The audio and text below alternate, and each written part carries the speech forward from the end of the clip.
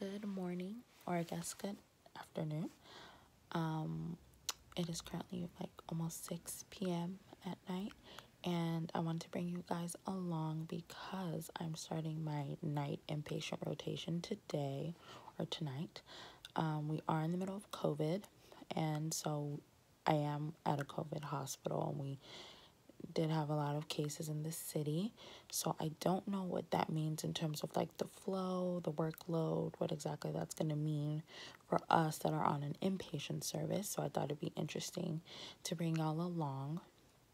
Also, we are in the middle of the protesting around the country for the racial injustice that people who look like me go through.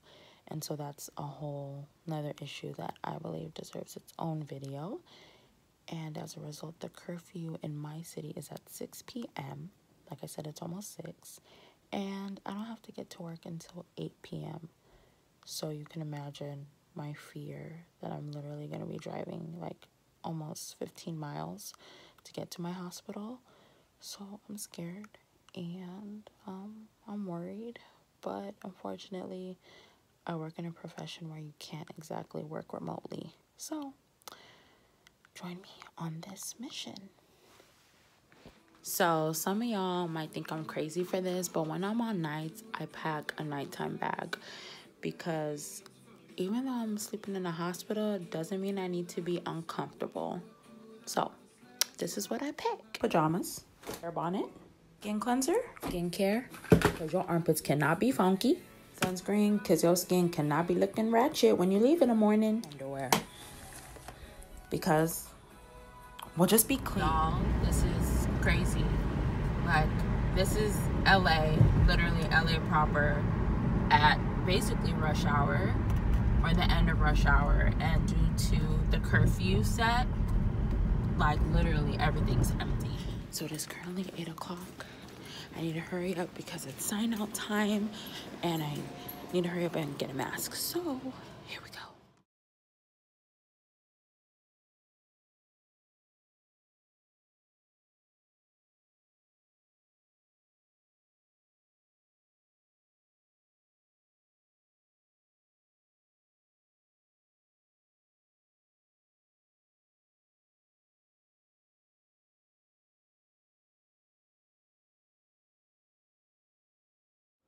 So we just finished sign out. Process takes usually about like 20-30 minutes, give or take. So I just came to the call room because I just like to study a little bit, or maybe like watch a show as I eat dinner. Hopefully it's gonna be a slow night because Assist is tired. So we'll see. We'll see what the night brings. So just got a call. It is currently 10 p.m. As the intern, I do get calls for death pronouncements.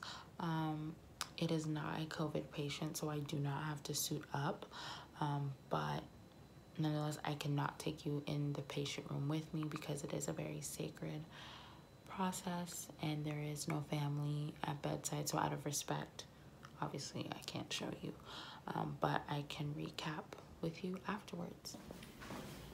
So I have my tools that I need. Taking the stairs because we need more steps. Oh, struggle bus.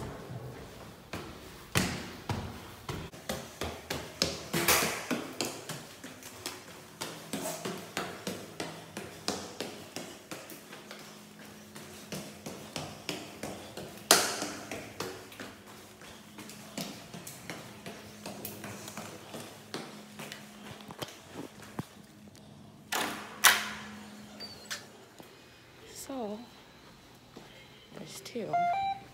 Just got a call for another one. Okay. So just did 2 death pronouncements back to back. Kind of unheard of. As far as how they go, it's not like the movies where you see a bajillion people in the room and then the doctor, you know, while running a code says, call it time of death 2218. It doesn't typically work like that. It can work like that, But most times it's usually patients in a room, either they're for whatever reason DNR, or for whatever reason obviously they expire, and they call us the intern. We walk in. Given that it's COVID right now, there's not family at bedside, but typically there is family at bedside. Go to the patient, check for pulses, see if you can listen to any heartbeat, try to see if they have any reflexes. It's very important that you do this because I do know of a resident that was called by a nurse to a room, and while doing the death pronouncement, the patient actually was not dead. The nurse gave the resident the wrong room, so the patient reached out to touch the resident, and I'm telling you, if that was me, it would have been over. I would have peed on myself, rightfully so.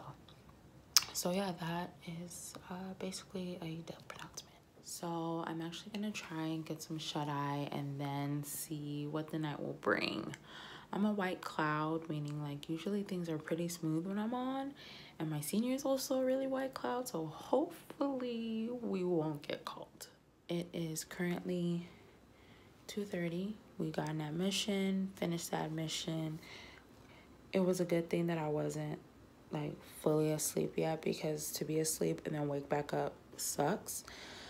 Just got a call for EKG, and at my hospital, if there's ever a stat EKG that needs to be done in the middle of the night, the intern gets called. We have to go do it. It does suck, but on the plus side, we get $25 for every EKG we do. So come along.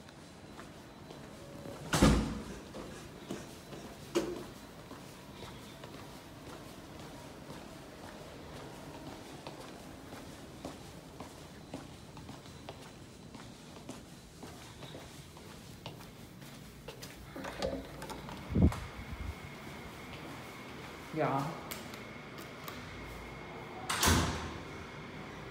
I'm too lazy for this. Yes, I'm waiting at the elevator. Yes, it's only 1 floor, but at 2 a.m. ain't nobody got time for this.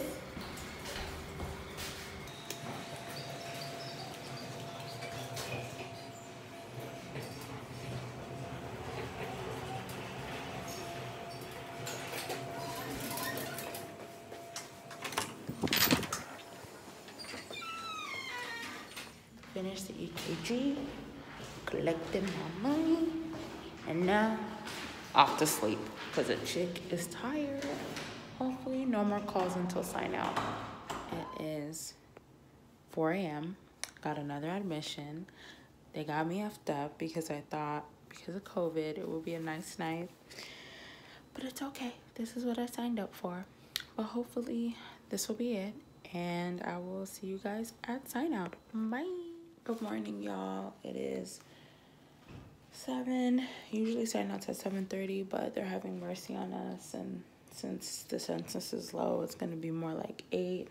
So I have to run and see all the admissions we had last night, well, my admissions, and then see my old patients. So let go. Just finished rounding on my patients. We have 4 minutes to spare, so gotta hurry up and go back to the call room.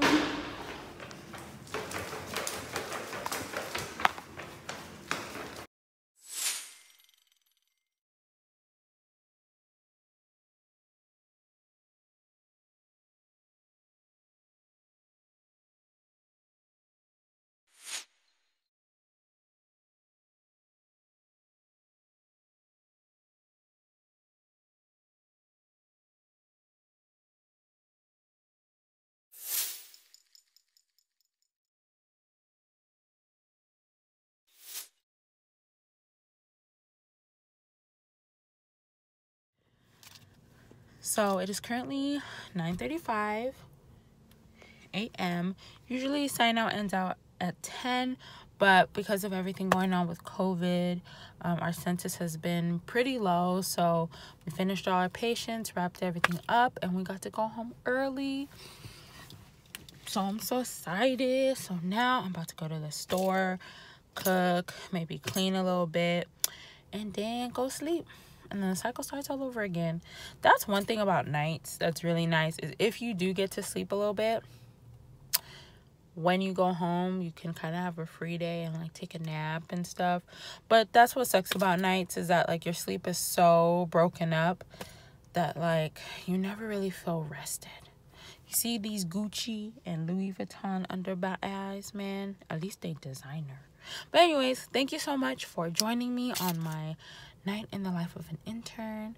I know it's kind of anticlimactic, but I hope that you learned something, and I'll see you in the next video.